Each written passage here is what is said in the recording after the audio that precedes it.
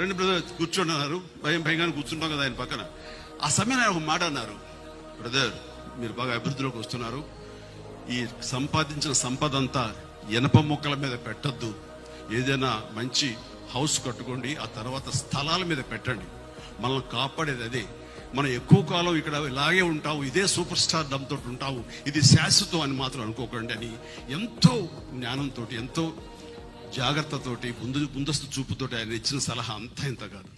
అప్పటిదాకా మంచి కారు కొనుక్కుందామా, ఇందాక మన కృష్ణదేవరాయ చెప్పినట్లుగా అప్పట్లో టయోటా సెరా అని చెప్పేసి తలుపులు పైకి తెరుచుకుంటాయి విన్ టాప్ లాగా, అది చాలా ఫ్యాన్సీ.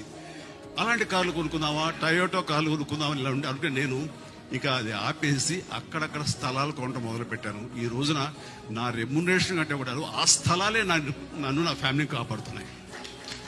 అలాంటి గొప్ప సలహాలు ఇచ్చినటువంటి మహానుభావులు దూరదృష్టితో